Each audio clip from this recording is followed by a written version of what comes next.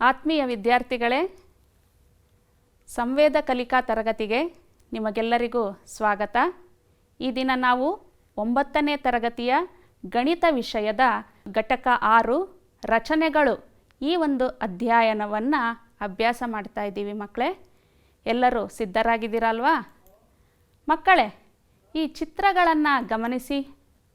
ಈ ಚಿತ್ರಗಳಲ್ಲಿ ನಿಮಗೆ ಏನು ಕಂಡು ಬರ್ತಾ ಇದೆ ಮಕ್ಕಳೇ? ನಿರ್ಮಾಣವಾಗಿರುವಂತಹ ಉದ್ದನೆಯ ರಸ್ತೆಗಳು, ಹಾಗೆಯೇ ನಿರ್ಮಾಣದ ಹಂತದಲ್ಲಿರುವಂತಹ ಒಂದು ಕಟ್ಟಡದ ನಕ್ಷೆ, ಹಾಗೆ ಇಲ್ಲಿ ಏನು ಗಮನಿಸ್ತಾ ಇದ್ದೀರಾ ಮಕ್ಕಳೇ? ಹೌದು, ರೈಲ್ವೆ ಹಳಿಗಳನ್ನು ಜೋಡಿಸ್ತಾ ಇರುವಂತಹ ಒಂದು ಚಿತ್ರವನ್ನು ಗಮನಿಸ್ತಾ ಇದ್ದೀರಾ. ಈ ಚಿತ್ರಗಳಲ್ಲಿ ಒಂದು ನಿರ್ಮಾಣ ಕಾರ್ಯ ನಡೀತಾ ಇದೆ. ಈ ನಿರ್ಮಾಣ ಕಾರ್ಯ ಅನ್ನೋಂಥದ್ದು ಹಾಗೆಯೇ ತಕ್ಷಣ ನಡೆಯುವಂತಹ ಪ್ರಕ್ರಿಯೆನ ಅದು ಹಾಗೆಯೇ ಸಾಧ್ಯ ಆಗುತ್ತಾ ಮಕ್ಕಳೇ? ಇಲ್ಲ ಅಲ್ವಾ? ಅದಕ್ಕೆ ಒಂದು ಪೂರ್ವ ಯೋಜನೆ, ಪೂರ್ವ ತಯಾರಿ ಅನ್ನುವಂಥದ್ದು ಇರಲೇಬೇಕು ಅಲ್ವಾ ಮಕ್ಕಳೇ? ಈಗ ಇನ್ನೊಂದು ಚಿತ್ರನ ಗಮನಿಸ್ರಿ. ಇಲ್ಲೇನು ನೋಡ್ತಾ ಇದ್ದೀರಾ ಮಕ್ಕಳೇ? ನೋಡಿದ ತಕ್ಷಣ ನಿಮ್ಗೆ ನೆನಪಿಗೆ ಬಂತಲ್ವಾ? ನಮ್ಮ ರಾಜ್ಯದ ಕೃಷ್ಣರಾಜಸಾಗರ ಅಣೆಕಟ್ಟು, KRS ಡ್ಯಾಮು. ಎಂತಹ ಅದ್ಭುತವಾದಂತಹ ನಿರ್ಮಾಣ ಅಲ್ವಾ ಮಕ್ಕಳೇ ಇದು? ಇಷ್ಟು ಅದ್ಭುತವಾದಂತಹ ನಿರ್ಮಾಣ ಆಗಬೇಕು ಅಣೆಕಟ್ಟು ಅಂತಂದರೆ ಇದರ ಹಿಂದೆ ಒಂದು ಅದ್ಭುತವಾದಂತಹ ರಚನೆ ಅನ್ನೋದು ಕೂಡ ಇರಬೇಕು ಅಲ್ವಾ ಮಕ್ಕಳೇ? ಈ KRS ಡ್ಯಾಮ್ನ ಒಂದು ನಿರ್ಮಾಣದ ಹಿಂದಿರುವಂತಹ ರಚನಾ ಶಕ್ತಿಯೇ ನಮ್ಮ ರಾಜ್ಯದ ಹೆಮ್ಮೆಯ ಪುತ್ರರಾಗಿರುವಂತಹ ಸರ್ ಎಂ ವಿಶ್ವೇಶ್ವರಯ್ಯನವರು. ಎಂತಹ ಅದ್ಭುತವಾದಂತಹ ರಚನೆಯ ಪರಿಕಲ್ಪನೆ ಅಲ್ವಾ ಮಕ್ಕಳೇ? ಅಂದರೆ ಈ ಚಿತ್ರಗಳನ್ನೆಲ್ಲ ನಾವು ಗಮನಿಸ್ತಾ ಹೋದಾಗ ನಮಗೆ ಒಂದು ಅಂಶ ಕಂಡು ಬರುತ್ತೆ. ಯಾವುದೇ ಒಂದು ಸೇತುವೆ ಇರಬಹುದು, ಜಲಾಶಯಗಳಿರಬಹುದು, ಕಟ್ಟಡ ನಿರ್ಮಾಣ ಇರ್ಬೋದು, ರಸ್ತೆ ರೈಲ್ವೆ ಹಳಿಗಳ ನಿರ್ಮಾಣ ಇರ್ಬೋದು. ಯಾವುದೇ ಒಂದು ನಿರ್ಮಾಣ ಆಗಬೇಕು ಅಂತಂದರೆ ಅದಕ್ಕೆ ಮುಖ್ಯವಾಗಿ ಒಂದು ರಚನೆ ಅನ್ನುವಂತಹ ಒಂದು ಕಲ್ಪನೆ ನಮಗೆ ಇರಲೇಬೇಕು. ಇದಿಷ್ಟೇ ಅಲ್ಲ ಮಕ್ಕಳೇ, ನಮ್ಮ ಭವ್ಯ ಭಾರತದ ಐತಿಹಾಸಿಕ ಸ್ಥಳಗಳಲ್ಲಿ ಕಂಡುಬರುವಂತಹ ವಾಸ್ತುಶಿಲ್ಪಗಳನ್ನು ಗಮನಿಸಿದ್ರೂ ಸಹ ಅದರಲ್ಲೂ ಸಹ ನಾವು ಒಂದು ಅದ್ಭುತವಾದಂತಹ ರಚನಾ ವಿನ್ಯಾಸವನ್ನು ಕಂಡಿರ್ತೀವಿ. ಇಂತಹ ಈ ರಚನಾ ವಿನ್ಯಾಸದಲ್ಲಿ ರಚನೆ ಮಾಡೋದಕ್ಕೆ ನಮಗೆ ವೃತ್ತದ, ತ್ರಿಭುಜಗಳ, ಚತುರ್ಭುಜಗಳ, ಕೋನಗಳ, ರೇಖೆಗಳ ಒಂದು ರಚನೆಯ ಕೌಶಲ್ಯದ ಅವಶ್ಯಕತೆ ನಮಗಿದೆ. ಹಾಗಾದರೆ ನಿಮಗೆ ಗೊತ್ತಾಯ್ತಲ್ವ ಮಕ್ಕಳೇ? ಇವತ್ತು ನಾವು ರಚನೆಗಳು, ನಮ್ಮ 9ನೇ ತರಗತಿ ಗಣಿತ ವಿಷಯದ ಘಟಕ 6 ರಚನೆಗಳು ಅನ್ನುವಂತಹ ಈ ಘಟಕವನ್ನು ಅಭ್ಯಾಸ ಮಾಡ್ತಾ ಇದ್ದೀವಿ.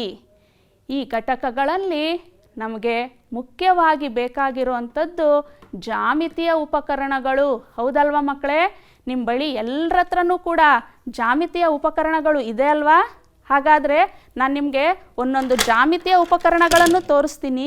ನೀವು ಸಿದ್ಧಪಡಿಸ್ಕೊಳ್ಳಿ ನಿಮ್ಮ ಎದುರಿಗೆ. ಇದರ ಹೆಸರನ್ನು ಹೇಳ್ತೀರಲ್ಲ ಮಕ್ಕಳೇ ನೋಡಿಕೊಂಡು? ಹೌದು, ಇದು ಅಳತೆ ಪಟ್ಟಿ, ಸ್ಕೇಲ್. ಹಾಗೆಯೇ ನಮಗೆ ಬೇಕಾಗಿರೋವಂಥದ್ದು ಇದು ಯಾವುದು ಮಕ್ಕಳೇ? ಕೋನಮಾಪಕ. ಕೋನಮಾಪಕ ನಮಗೆ ಯಾವುದಕ್ಕೋಸ್ಕರ ಬೇಕು ಮಕ್ಕಳೇ? ಕೋನಗಳನ್ನು ಅಳತೆ ಮಾಡೋದಕ್ಕೆ ಕೋನಮಾಪಕದ ಅವಶ್ಯಕತೆ ಇದೆ. ಹಾಗೆಯೇ ಮಕ್ಕಳೇ, ಇಲ್ಲಿ ನೋಡ್ತಾ ಇದ್ದೀರಲ್ಲ, ಇದು ಯಾವುದು ಹೇಳಿ ಮಕ್ಕಳೇ ನೋಡೋಣ? ಸರಿಯಾಗಿ ಊಹಿಸಿದ್ರಿ. ಇದು ಯಾವುದು ಅಂತಂದರೆ ವಿಭಾಜಕ. ಒಂದು ರೇಖಾಖಂಡದ ನಿಖರವಾದ ಅಳತೆಯನ್ನು ಮಾಡೋದಕ್ಕೆ, ಮಧ್ಯಬಿಂದುವನ್ನು ನಾವು ಗುರುತಿಸೋದಕ್ಕೆ ಅತ್ಯಂತ ಅವಶ್ಯಕವಾಗಿರುವಂತಹ ಉಪಕರಣ. ಹಾಗೆಯೇ ನಿಮಗೆ ಇಲ್ಲಿ ಮೂಲೆ ಮಟ್ಟಗಳ ಚಿತ್ರ ಕಾಣಿಸ್ತಾ ಇದೆ ಮಕ್ಕಳೇ. ಕಾಣಿಸ್ತಾ ಇದ್ರಿಯಾ? ಇಲ್ಲ ಅಂದರೆ ಇಲ್ಲಿ ಇದೆ ನೋಡಿ ಮಕ್ಕಳೇ. ಈ ಮೂಲೆ ಮಟ್ಟಗಳು ಎರಡಿದೆ. ಒಂದರಲ್ಲಿ 90 ಡಿಗ್ರಿ, 45 ಡಿಗ್ರಿ, 45 ಡಿಗ್ರಿ, ಹಾಗೂ ಇನ್ನೊಂದರಲ್ಲಿ 90 ಡಿಗ್ರಿ, 60 ಡಿಗ್ರಿ ಮತ್ತು 30 ಡಿಗ್ರಿ. ಇವನ್ನು ನಾವು ಲಂಬ ರೇಖೆ ಮತ್ತು ಸಮಾಂತರ ರೇಖೆಗಳನ್ನು ಎಳೆಯೋದಕ್ಕೆ ಉಪಯೋಗಿಸ್ತೀವಿ. ಹಾಗೆ ನಮ್ಮೆಲ್ಲ ರಚನೆ ಕಾರ್ಯಕ್ಕೂ ಅತ್ಯಂತ ಅವಶ್ಯಕವಾಗಿರುವಂತಹ ಇನ್ನೊಂದು ಉಪಕರಣ ಯಾವುದು ಹೇಳಿ ಮಕ್ಕಳೇ? ಕೈವಾರ ಅಲ್ವಾ? ಈ ಕೈವಾರವನ್ನು ನಾವು ವೃತ್ತವನ್ನು ಎಳೆಯೋದಕ್ಕೆ, ವೃತ್ತ ಕಂಸಗಳನ್ನು ಎಳೆಯೋದಕ್ಕೆ ಬಳಸ್ತೀವಿ. ಒಂದು ಬದಿಯಲ್ಲಿ ನಾವು ಪೆನ್ಸಿಲನ್ನು ಬಿಗಿಯಾಗಿ ಹಾಕಿರ್ತೀವಿ. ಈ ಎಲ್ಲ ಜಾಮಿತಿಯ ಉಪಕರಣಗಳನ್ನು ಸಿದ್ಧ ಮಾಡ್ಕೊಂಡಿದ್ದೀರಾ ಅಲ್ವಾ ಮಕ್ಕಳೇ? ಈ ಎಲ್ಲ ಜಾಮಿತಿಯ ಉಪಕರಣಗಳು ಒಬ್ಬ ಗಣಿತ ವಿದ್ಯಾರ್ಥಿಯ ಬಳಿ ಯಾವಾಗಲೂ ಸಹ ಸಿದ್ಧವಾಗಿರಬೇಕು. ಅದು ಒಬ್ಬ ಶಿಸ್ತುಬದ್ಧ ಗಣಿತ ವಿದ್ಯಾರ್ಥಿಯ ಲಕ್ಷಣ ಆಗಿದೆ ಮಕ್ಕಳೇ. ಹಾಗಾದರೆ ಇವತ್ತು ಈ ಎಲ್ಲ ಗಣಿತ ಉಪಕರಣಗಳನ್ನೆಲ್ಲ ಬಳಸ್ಕೊಂಡು ನಾವು ರಚನೆ ಕಾರ್ಯವನ್ನು ಮಾಡೋಣ. ನನ್ನೊಂದಿಗೆ ನೀವು ಮಾಡ್ತೀರಾ ಅಲ್ವಾ ಮಕ್ಕಳೇ? ಈಗ ನೋಡಿ, ಈ ಘಟಕದಲ್ಲಿ ನಾವು ಮುಖ್ಯ ಕಲಿಯಬೇಕಾಗಿರುವಂತಹ ಕಲಿಕಾಂಶಗಳು: ಮೊದಲನೇದು ಮೂಲಭೂತ ರಚನೆಗಳು, ಎರಡನೇದು ದತ್ತಕೋನಕ್ಕೆ ಕೋನಾರ್ಧಕ ರಚಿಸೋದು, ಹಾಗೆಯೇ ಮೂರನೇದು ಕೆಲವು ತ್ರಿಭುಜಗಳ ರಚನೆ. ಈ ಎಲ್ಲವನ್ನು ನಾವು ಈ ಅಧ್ಯಾಯದಲ್ಲಿ 3 ಅವಧಿಗಳಲ್ಲಿ ಕಲಿತಾ ಇದ್ದೀವಿ. ಹಾಗಾಗಿ ಇವತ್ತಿನ ಈ ಮೊದಲನೇ ಅವಧಿಯಲ್ಲಿ ನಾವು ಮೂಲಭೂತ ರಚನೆಗಳಿಗೆ ಸಂಬಂಧಿಸಿದಂತೆ ನೋಡೋಣ. ಮಕ್ಕಳೇ, ಈಗ ನಾನು ನಿಮಗೆ ಒಂದು ಚಟುವಟಿಕೆ ಕೊಡ್ತಾ ಇದ್ದೀನಿ. ಏನು ಚಟುವಟಿಕೆ ಕೊಡ್ತಾ ಇದ್ದೀನಿ ಅಂತಂದರೆ, ಕೋನ ಮಾಪಕವನ್ನು ಬಳಸಿ 60 ಡಿಗ್ರಿ ಅಳತೆಯ ಕೋನವನ್ನು ರಚಿಸಿ. ಇದೆಯಾ ಮಹಾ, ಇದೆಷ್ಟು ಸುಲಭವಾಗಿದೆ ಅಲ್ವಾ ಟೀಚರ್? ನೀವು ಹೇಳ್ತಾ ಇದ್ದೀರಾ, ಇದು ಗೊತ್ತಿರೋವಂಥದ್ದು ಮೇಡಮ್. ನಮಗೆ ಒಂದು ರೇಖಾಖಂಡವನ್ನು ನಾವು ಹೇಳ್ಕೊಂಡು ರೇಖಾಖಂಡದ ಅಂತ್ಯ ಬಿಂದುವಿನಲ್ಲಿ ಕೋನ ಮಾಪಕವನ್ನು ಇರಿಸಿ 60 ಡಿಗ್ರಿಗೆ ನಾವು ಗುರುತು ಮಾಡಿ ಕೋನವನ್ನು ರಚಿಸುವಂತಹದ್ದು ನಮಗೆ ಗೊತ್ತಿದೆ. ಎಲ್ಲರೂ ನಿಮ್ಮ ಪುಸ್ತಕದಲ್ಲಿ ಹೀಗೆ ಕೋನವನ್ನು ರಚನೆ ಮಾಡ್ತಾ ಇದ್ದೀರಾ ಮಕ್ಕಳೇ? ಎಲ್ಲರೂ ಸಹ ರಚನೆ ಮಾಡಿ ಒಂದ್ಸಲ ಮಾಡಿದ್ರ ಮಕ್ಕಳೇ? ಬಂತಲ್ವಾ ನಿಮಗೂ ಸಹ ಹೀಗೆ? Very good. ಆ ಕೋನಕ್ಕೆ ಸಹ ಹೆಸರನ್ನು ಕೊಡಿ ಮಕ್ಕಳೇ, 60 ಡಿಗ್ರಿ ಅಂತ ಬರೀರಿ. ಇವತ್ತು ನಾವು ಈ ಮೂಲಭೂತ ರಚನೆಗಳಲ್ಲಿ ಈ ರೀತಿಯಾದಂತಹ ಒಂದು ದತ್ತ ಕಿರಣದ ಆರಂಭಿಕ ಬಿಂದುವಿನಲ್ಲಿ ಕೋನವನ್ನು ರಚನೆ ಮಾಡಬೇಕಾಗಿದೆ ಮಕ್ಕಳೇ. ಆದರೆ ಈ ರಚನೆಗೆ ನಾವು ಕೇವಲ ಕೈವಾರ ಮತ್ತು ಅಳತೆ ಪಟ್ಟಿಯನ್ನು ಉಪಯೋಗಿಸಿಕೊಂಡು ರಚನೆ ಮಾಡಬೇಕಾಗಿದೆ. ಕೋನ ಮಾಪಕವನ್ನು ಬಳಸದೆ ಕೋನಗಳನ್ನು ರಚನೆ ಮಾಡುವಂತಹ ಒಂದು ಪ್ರಕ್ರಿಯೆ. ಅಳತೆ ಪಟ್ಟಿ ಮತ್ತು ಕೋನ ಮಾಪಕವನ್ನು ಬಳಸಿ ರಚನೆ ಮಾಡುವಂತಹ ಪ್ರಕ್ರಿಯೆಗೆ ನಾವು ಜಾಮಿತೀಯ ರಚನೆ ಅಂತ ಕರಿತೀವಿ. ಈ ಜಾಮಿತೀಯ ರಚನೆಯನ್ನು ಹೇಗೆ ಮಾಡೋಣ? ಎಲ್ಲರೂ ಸಿದ್ಧರಾಗಿದ್ದೀರಲ್ಲ ಮಕ್ಕಳೇ? ನನ್ನೊಂದಿಗೆ ನೀವು ರಚನೆ ಮಾಡ್ತೀರಾ ಅಲ್ವಾ ಮಕ್ಕಳೇ? ನೋಡಿ, ಈಗ ರಚನೆ ಒಂದು ಹೇಳ್ತಾ ಇದೆ, ದತ್ತ ಕಿರಣದ ಆರಂಭಿಕ ಬಿಂದುವಿನಲ್ಲಿ 60 ಡಿಗ್ರಿ ಕೋನವನ್ನು ರಚಿಸುವುದು. ನಮಗೆ ಈಗ ಮಾಡಬೇಕಾಗಿರುವಂತಹ ಮೊದಲನೇ ರಚನೆ. ಈ ರಚನೆ ಮಾಡೋದಕ್ಕೆ ಉಪಕರಣಗಳನ್ನು ಸಿದ್ಧ ಇಟ್ಕೊಂಡಿದ್ದೀರಾ? ಈಗ ರಚನೆಯನ್ನು ಪ್ರಾರಂಭ ಮಾಡೋಣವಾ ಮಕ್ಕಳೇ? ಇಲ್ಲಿ ಗಮನಿಸ್ತಾ ಇದ್ದೀರಾ ಅಲ್ವಾ ನೀವು? ನಮಗೆ ರಚನೆ ಮಾಡೋದಕ್ಕೆ ಮೊದಲು ಒಂದು ಬಿಂದುವಿನ ಅವಶ್ಯಕತೆ ಇದೆ. ಕಿರಣದ ಆರಂಭಿಕ ಬಿಂದು. ಆ ಬಿಂದುವನ್ನು ಗುರುತಿಸ್ಕೊಳ್ಳಿ. ಆ ಬಿಂದುವಿಗೆ ಎ ಅಂತ ಹೆಸರು ಕೊಡ್ತಾ ಇದ್ದೀನಿ.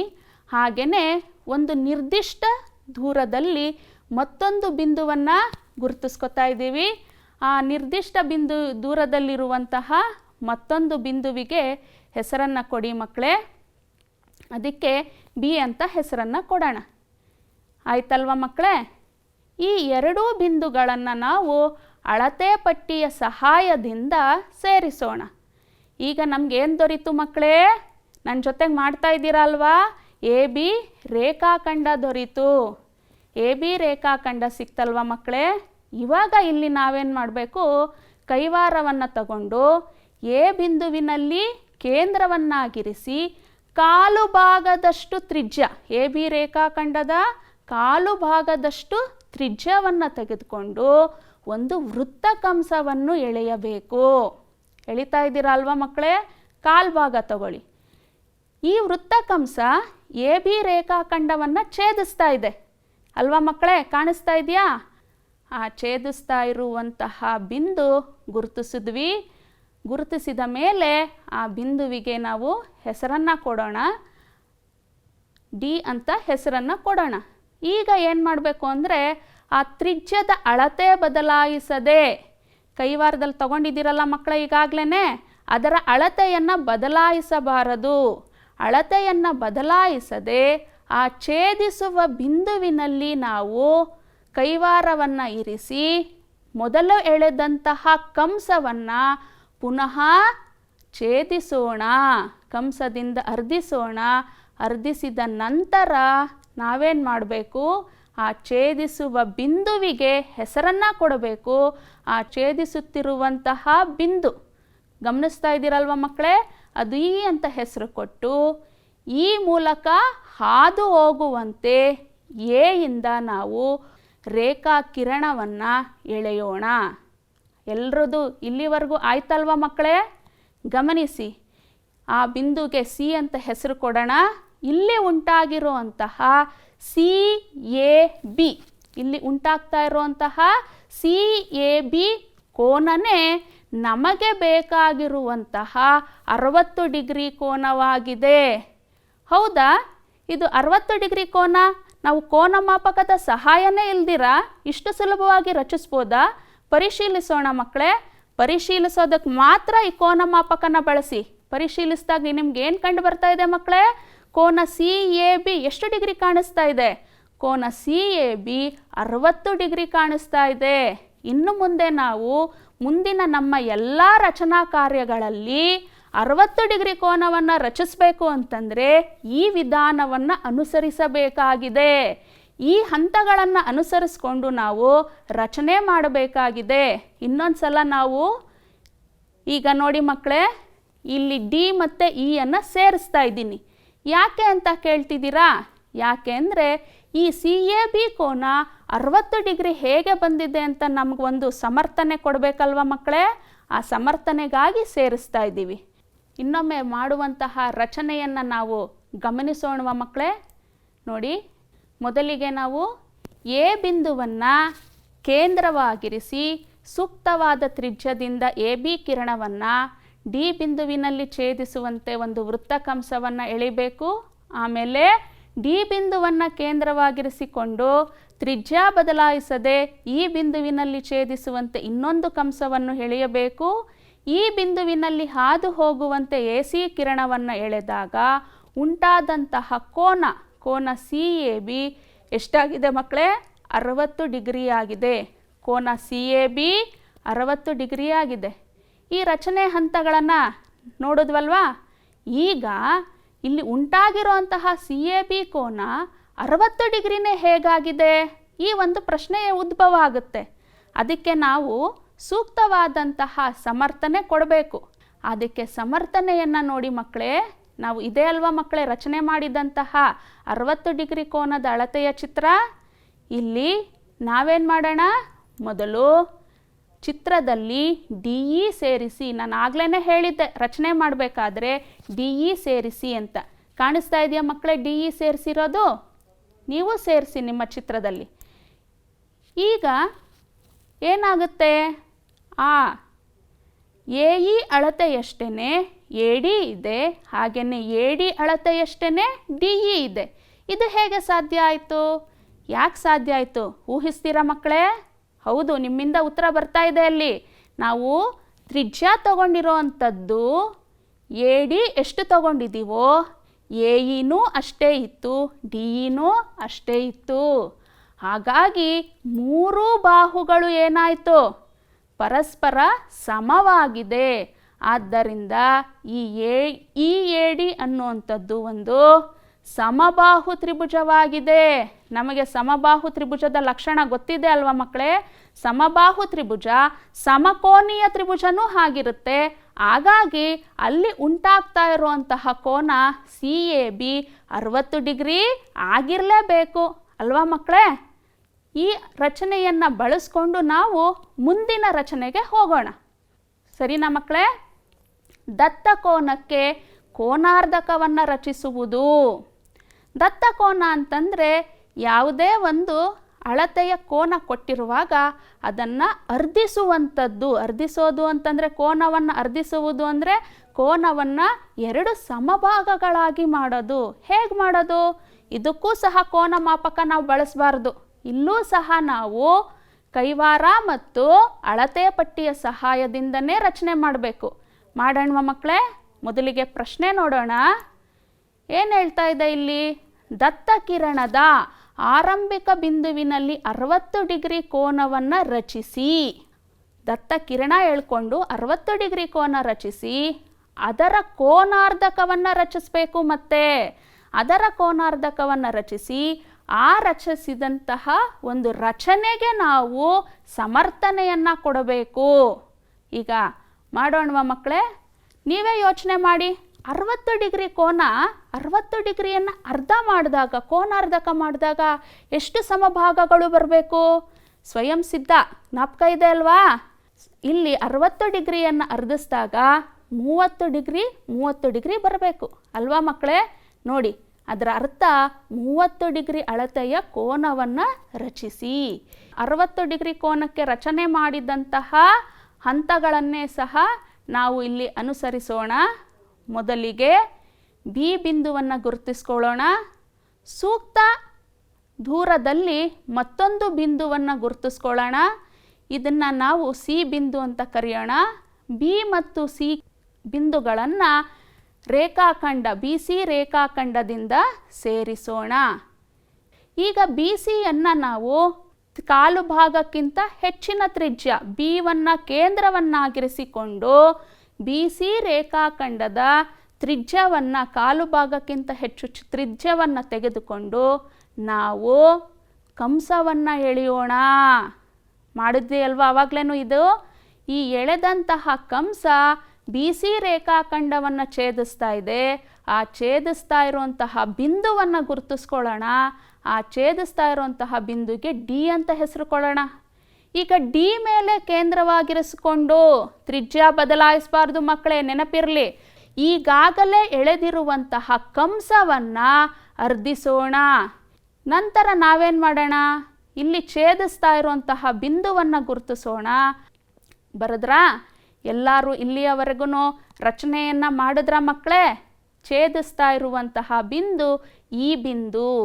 ಈ ಬಿಂದುವಿನ ಮೂಲಕ ಹಾದು ಹೋಗುವಂತೆ ನಾವು ಒಂದು ಕಿರಣವನ್ನು ಎಳೆಯೋಣ. ಈಗ ಇಲ್ಲಿ ಉಂಟಾಗಿರುವಂತಹ ಕೋನ ಎಷ್ಟು ಡಿಗ್ರಿ ಇರುತ್ತೆ ಮಕ್ಕಳೇ? ಇಲ್ಲಿ ಉಂಟಾಗಿರುವಂತಹ ಕೋನ 60 ಡಿಗ್ರಿ ಇರುತ್ತೆ. ಈಗ ಡಿ ಇ ತ್ರಿಜ್ಯದಷ್ಟೇ ಕಂಸವನ್ನು ತಗೊಳ್ಳೋಣ. ನಾವು ಅರ್ಧಕ್ಕಿಂತ ಹೆಚ್ಚು ಕಂಸವನ್ನು ತಗೊಳ್ಳೋಣ. ಡಿ ಬಿಂದುವನ್ನು ಕೇಂದ್ರವಾಗಿರಿಸ್ಕೊಂಡು ಕಂಸಗಳನ್ನು ಎಳೆಯೋಣ. ಆ ಕಂಸಗಳು ಪರಸ್ಪರ ಛೇದಿಸ್ತಾ ಇರುವಂತಹ ಬಿಂದುವನ್ನು ಗುರುತಿಸೋಣ. ಆ ಛೇದಿಸುತ್ತಿರುವಂತಹ ಬಿಂದುವಿಗೆ ಹೆಸರನ್ನು ಕೊಡೋಣ. ಆ ಛೇದಿಸ್ತಾ ಇರುವಂತಹ ಬಿಂದುನೇ ಎಫ್. ಈಗ ಬಿಯಿಂದ ಎಫನ್ನು ನಾವು ಅಳತೆ ಪಟ್ಟಿಯ ಸಹಾಯದಿಂದ ಸೇರಿಸೋಣ. ಅಳತೆ ಪಟ್ಟಿಯ ಸಹಾಯದಿಂದ ಬಿ ಮತ್ತು ಎಫನ್ನು ಸೇರಿಸಿ ಹಾಗೆಯೇ ವೃದ್ಧಿಸಿರಿ ಮಕ್ಕಳೇ. ಹೌದಲ್ವಾ? ಈಗ ರಚನೆ ಆಯ್ತಲ್ಲ. ಈಗ ನೋಡಿ ಮಕ್ಕಳೇ, ಇಲ್ಲಿ ಉಂಟಾಗ್ತಾ ಇರುವಂತಹ ಕೋನವನ್ನು ಕೋನ ಮಾಪಕ ಇಟ್ಟು ಅಳತೆ ಮಾಡಿದಾಗ ಎಷ್ಟು ಕೋನ ಬರ್ತಾ ಇದೆ ಮಕ್ಕಳೇ? ಕೋನ ಎಫ್ ಬಿ ಸಿ 30 ಡಿಗ್ರಿ. ಹಾಗೆಯೇ ಕೋನ ಇ ಬಿ ಎಫ್ ಸಹ 30 ಡಿಗ್ರಿ ಬರ್ತಾ ಇದೆ ಅಲ್ವಾ ಮಕ್ಕಳೇ?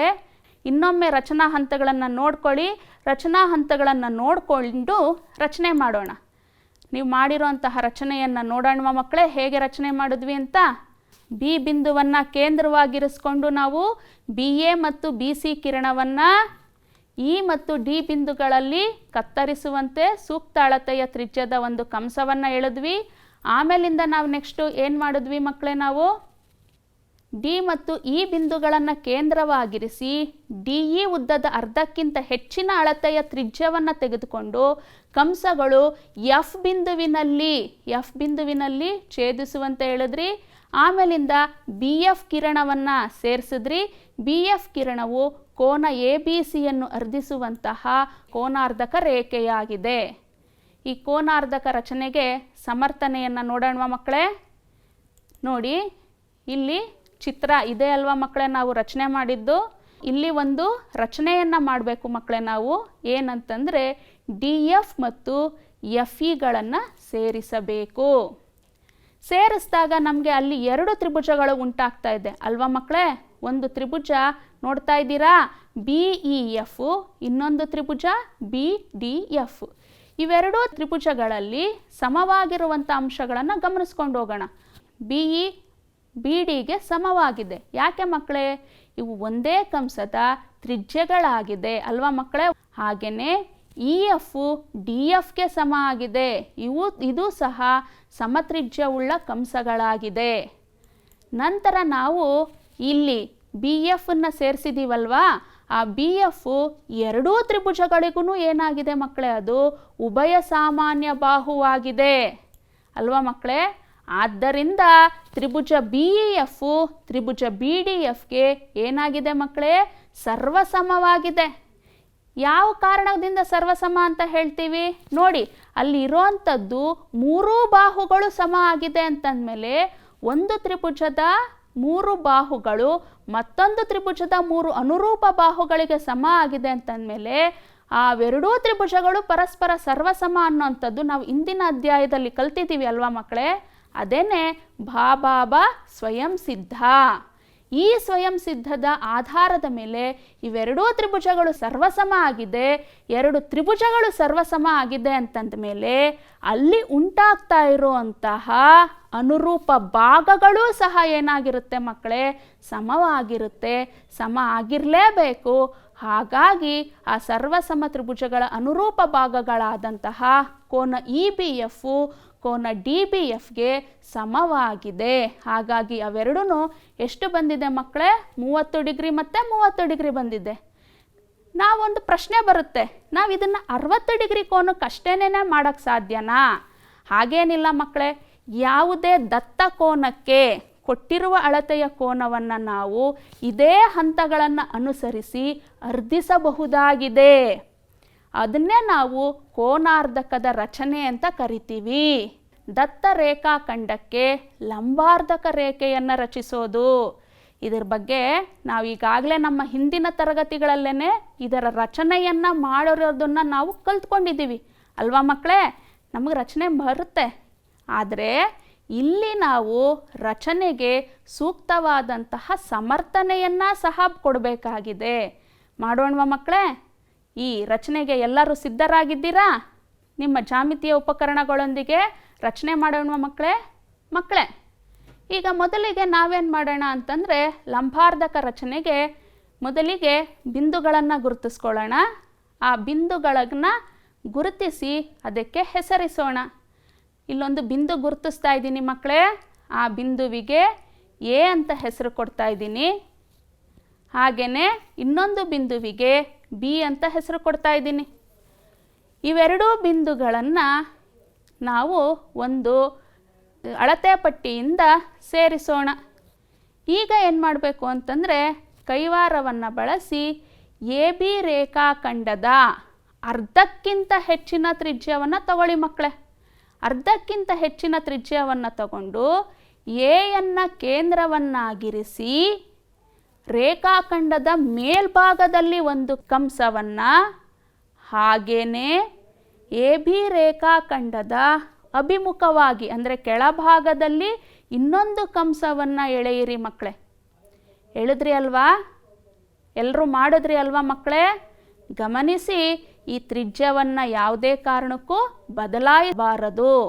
ಈಗ ನಾವೇನು ಮಾಡಬೇಕು ಅಂತಂದರೆ ಮಕ್ಕಳೇ, ನಮ್ಮ ಬಿ ಬಿಂದುವನ್ನು ಕೇಂದ್ರವಾಗಿರಿಸ್ಕೋಬೇಕು. ನಾವಿವಾಗ ಬಿ ಬಿಂದುವನ್ನು ಕೇಂದ್ರವಾಗಿರಿಸ್ಕೊಂಡು ಈಗಾಗಲೇ ಎಳೆದಿರುವಂತಹ ಕಂಸಗಳು ಪರಸ್ಪರ ಛೇದಿಸುವಂತೆ ಅರ್ಧಿಸಬೇಕು. ಬಿ ಬಿಂದುವನ್ನು ಕೇಂದ್ರವಾಗಿರಿಸ್ಕೊಂಡು ಈಗಾಗಲೇ ಎಳೆದಿರುವಂತಹ ಕಂಸಗಳು ಪರಸ್ಪರ ಛೇದಿಸುವಂತೆ ಅರ್ಧಿಸಬೇಕು. ಯಾವುದೇ ಕಾರಣಕ್ಕೂ ತ್ರಿಜ್ಯ ಬದಲಾಯಿಸಬಾರ್ದು ಮಕ್ಕಳೇ. ತ್ರಿಜ್ಯ ಬದಲಾಯಿಸದೇನೆ ಈ ರಚನೆಯನ್ನು ಮಾಡಬೇಕು. ಇವೆರಡೂ ಕಂಸಗಳು ಛೇದಿಸುತ್ತಾ ಇರುವಂತಹ ಬಿಂದುಗಳನ್ನು ಗುರುತಿಸ್ಕೊಳ್ಳೋಣ. ಈ ಎರಡೂ ಕಂಸಗಳು ಛೇದಿಸುತ್ತಾ ಇರುವಂತಹ ಬಿಂದುಗಳನ್ನು ನಾವು ಮೊದಲಿಗೆ ಹೆಸರನ್ನು ಕೊಟ್ಟು ಗುರುತಿಸ್ಕೊಳ್ಳೋಣ. ಈ ಬಿಂದುವನ್ನು ನಾನು ಪಿ ಬಿಂದು ಅಂತ ಕರಿತಾ ಇದ್ದೀನಿ. ಹಾಗೆಯೇ ಇಲ್ಲಿ ಎ ಬಿ ರೇಖಾಖಂಡದ ಕೆಳಭಾಗದಲ್ಲಿ ಛೇದಿಸ್ತಾ ಇರುವಂತಹ ಕಂಸಗಳ ಬಿಂದುವನ್ನು ಕ್ಯೂ ಅಂತ ಕರಿತಾ ಇದ್ದೀರಿ. ಈ ಪಿ ಕ್ಯೂ ಅನ್ನು ಸೇರಿಸೋಣ ಮಕ್ಕಳೇ. ಸೇರಿಸ್ತಾ ಇದ್ದೀರಾ ಮಕ್ಕಳೇ? ಅಳತೆ ಪಟ್ಟಿ ಮತ್ತು ಪೆನ್ಸಿಲ್ನ ಸಹಾಯದಿಂದ ಪಿ ಕ್ಯೂವನ್ನು ಸೇರಿಸಿ ಮಕ್ಕಳೇ. ಸೇರಿಸಿದ್ರಿ ಅಲ್ವಾ? ಆಯ್ತಲ್ವಾ?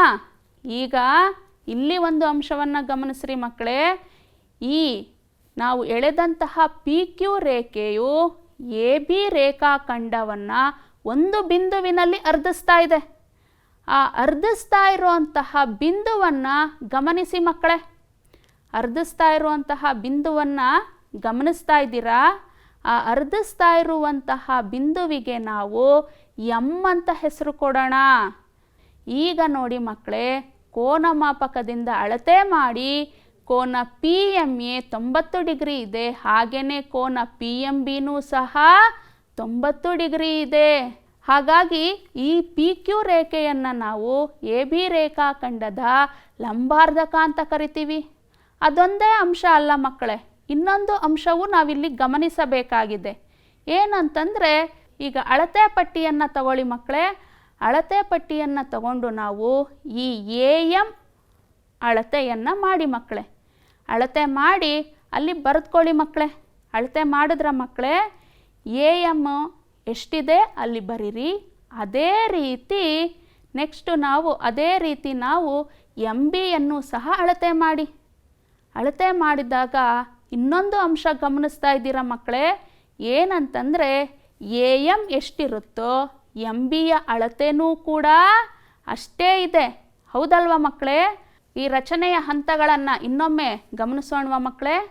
ಏನು ಮಾಡಿದ್ರಿ ಮಕ್ಕಳೇ, ನಾವು ಈ ರಚನೆ ಮಾಡೋದಕ್ಕೆ ಎ ಬಿ ರೇಖಾಖಂಡದ ಅರ್ಧಕ್ಕಿಂತ ಹೆಚ್ಚಿನ ಅಳತೆಯ ತ್ರಿಜ್ಯವನ್ನು ತೆಗೆದುಕೊಂಡು ಎ ಮತ್ತು ಬಿ ಬಿಂದುಗಳನ್ನು ಕೇಂದ್ರವಾಗಿರಿಸಿ ರೇಖಾಖಂಡದ ಎರಡು ಬದಿಯಲ್ಲಿ ಕಂಸಗಳನ್ನು ಪರಸ್ಪರ ಛೇದಿಸುವಂತೆ ಹೇಳ್ಕೊಂಡ್ವಿ. ಹಾಗೆಯೇ ನಂತರ ಏನು ಮಾಡಿದ್ವಿ ಮಕ್ಕಳೇ, ನಾವು ಈ ಕಂಸಗಳು ಪಿ ಮತ್ತು ಕ್ಯೂ ಬಿಂದುಗಳಲ್ಲಿ ಪರಸ್ಪರ ಛೇದಿಸುವಲ್ಲಿ ಹಾಗೆ ಪಿ ಕ್ಯೂವನ್ನು ಸೇರಿಸಿದ್ವಿ. ನಂತರ ಪಿ ಕ್ಯೂ ರೇಖೆಯು ಎ ಬಿ ರೇಖಾಖಂಡವನ್ನು ಎಂ ಬಿಂದುವಿನಲ್ಲಿ ಛೇದಿಸ್ತಾ ಇದೆ. ನೀವು ಮಾಡಿದ್ದೀರಲ್ಲ ಮಕ್ಕಳೇ, ಈ ರಚನೆನ ನಿಮ್ಮ ಪುಸ್ತಕದಲ್ಲಿ ಗಮನಿಸ್ತಾ ಇದ್ದೀರಾ ಅಲ್ವಾ? ಆಗ ಪಿ ಎಮ್ ಕ್ಯೂ ರೇಖೆಯು ಎ ಬಿ ರೇಖಾಖಂಡದ ಲಂಬಾರ್ಧಕ ರೇಖೆಯಾಗಿದೆ. ಆದ್ದರಿಂದನೇ ಆ ಪಿ ಎಮ್ ಎ ಕೋನ ಮತ್ತು ಕೋನ ಪಿ ಎಮ್ ಬಿ ಇವೆರಡೂ ಸಹ ಎಷ್ಟಾಗಿದೆ ಮಕ್ಕಳೇ? ಪಿ ಎಮ್ ಎ ಕೋನನು 90 ಡಿಗ್ರಿ ಇದೆ, ಪಿ ಎಮ್ ಬಿ ಕೋನನು 90 ಡಿಗ್ರಿ ಇದೆ. ಮಕ್ಕಳೇ, ಅದೊಂದೇ ಅಂಶ ಅಲ್ಲ, ಇಲ್ಲಿ ಎ ಎಮ್ನ ಅಳತೆ ಎಷ್ಟಿದೆಯೋ ಎಂ ಬಿಯ ಅಳತೆನೂ ಸಹ ಅಷ್ಟೇ ಇದೆ. ಹೀಗೆ ರೇಖಾಖಂಡವನ್ನು ಎರಡು ಪರಸ್ಪರ ಸಮಭಾಗಗಳಾಗಿ ಅರ್ಧಿಸಿದರದ್ರ ಜೊತೆಗೆ ಅಲ್ಲಿ ಲಂಬಕೋನಗಳು ಸಹ ಉಂಟಾಗಿದೆ. ಹಾಗಾಗಿ ಇದನ್ನು ನಾವು ಲಂಬಾರ್ಧಕದ ರಚನೆ ಅಂತ ಕರಿತೀವಿ. ಈ ರಚನೆಗೆ ನೀವು ಸಮರ್ಥನೆಯನ್ನು ಕೊಡಬೇಕು ಮಕ್ಕಳೇ.